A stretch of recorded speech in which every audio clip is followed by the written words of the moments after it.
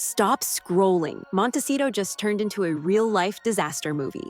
At 2:03 a.m., a blacked-out ambulance tore past sleepy million-dollar hedges. Lights off, sirens cut, racing toward a Sussex mansion where Prince Harry was reportedly sprawled motionless on the marble floor. Here's the jaw-dropper. While paramedics fought to keep a royal heartbeat ticking, Meghan Markle, sequins flashing like camera strobes, was photographed across town clinking champagne at a members-only club, cool as ice and very publicly not by her husband's side. Screenshots of her grin and his gurney hit social media within minutes, detonating the internet with one brutal question. Did the Duchess just party through the Duke's darkest hour? It begins with that midnight emergency. Longtime protection officer David Langdown, one of the few constants in Harry's increasingly fractured circle, supposedly forced entry when repeated knocks went unanswered. Security logs, if they ever surface, would show how quickly protocol collapsed into panic. A prince motionless on the bedroom floor, scattered possessions hinting at self-inflicted chaos, and no sign of his partner. Paramedics arrived under the code name Falcon.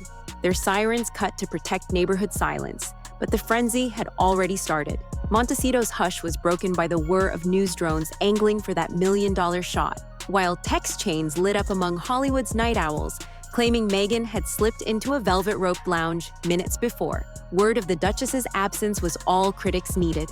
By breakfast, forums were raging. How could she leave him like that? The question, raw and accusatory, missed the deeper point, that this latest spiral was never just a one-night tragedy.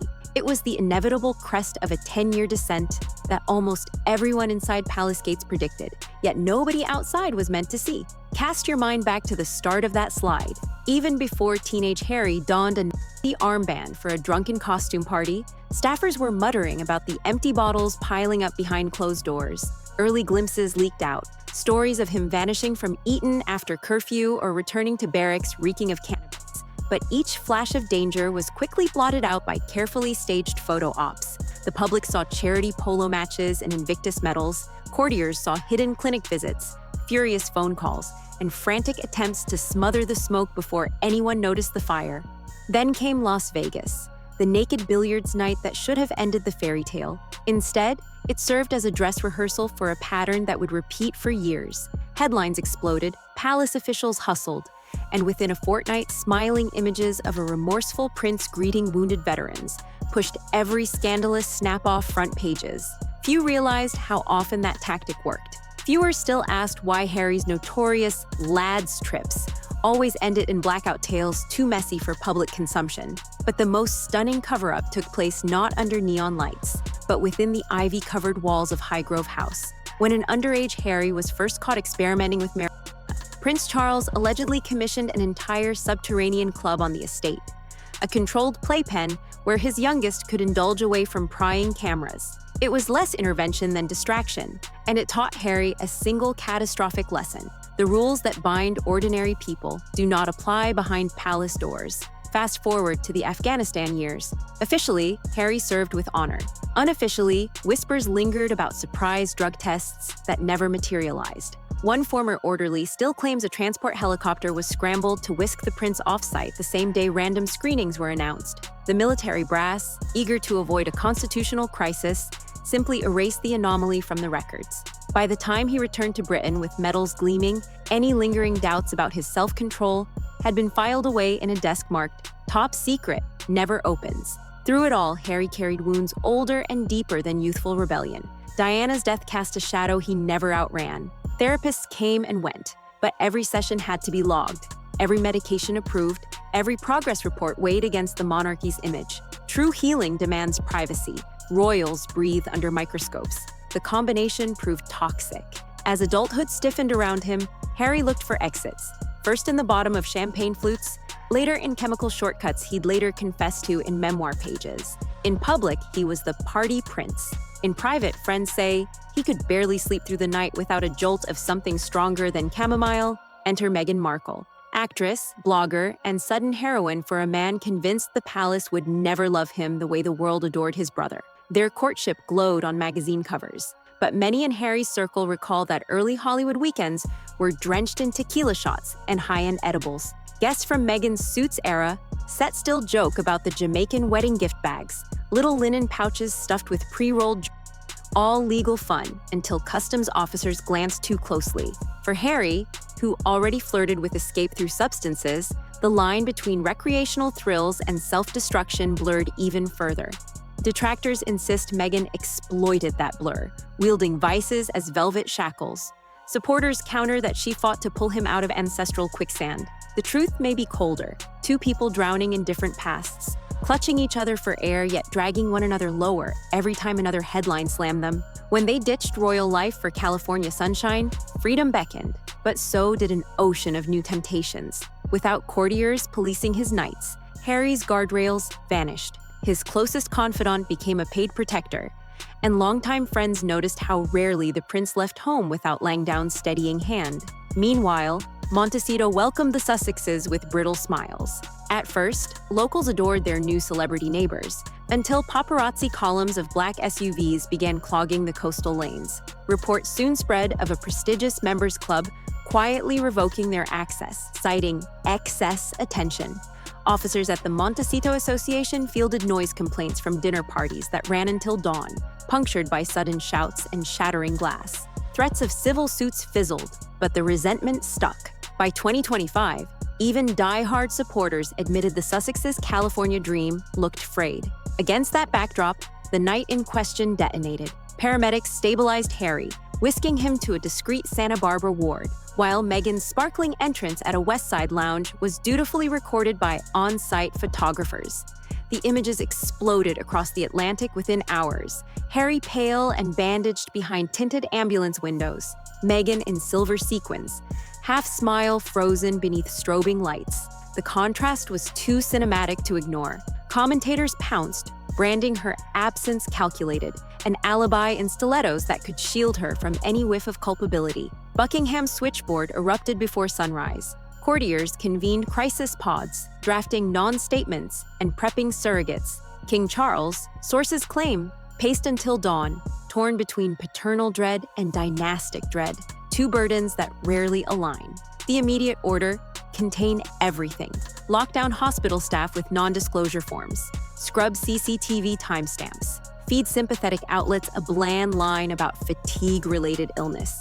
Yet the internet had already sprinted miles beyond the palace. Conspiracy reels dissected every blurry ambulance shot, self-styled experts overlaying heart rate figures and toxicology charts. In the algorithm's fever dream, speculation metastasized faster than any official denial could hope to stop. As lawyers drafted contingency plans, attention shifted from Harry's condition to Meghan's calculations. Was she safeguarding the brand by orchestrating distance? Had she engineered the move as leverage over a fracturing marriage? Rumors multiplied. Private investigators sniffing around supply chains, strained video calls between Montecito and Windsor war rooms. Doria allegedly shuttling wellness gurus in and out of the estate under non-disclosure cloaks. The palace, once baffled by Meghan's media mastery, now whispered of darker strategies.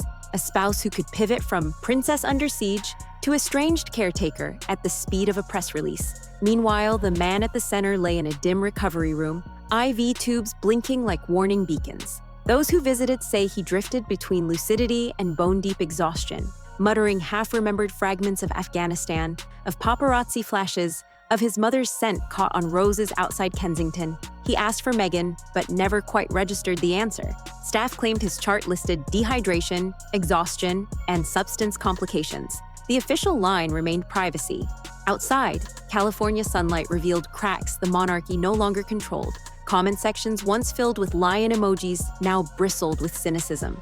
British tabloids, sensing fresh blood, demanded visas be revoked, memoir profits donated to rehab centers, Netflix contracts scrutinized for morals clauses. American talk shows split along partisan fault lines, half casting Harry as cautionary tale of unchecked privilege, half painting Meghan as Lady Macbeth in designer denim. Still, in the royal machine, calculus always trumps emotion.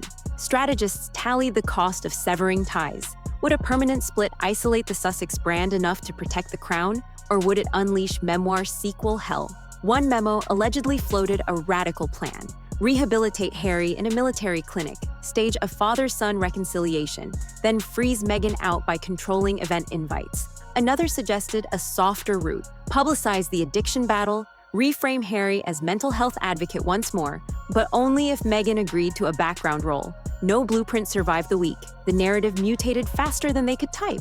And so, as June waned, Montecito sat in uneasy hush. Meghan's social calendar thinned, neighbors reported fewer SUV fleets, and drones circling overhead found little movement behind the tall cypress hedges. Rumor had it Harry's passport sat in a secure desk, held until doctors cleared him to fly. Rumor also had it he'd asked to visit the very British estate he'd once condemned, craving ancestral walls more than Californian sun. The palace refused comment.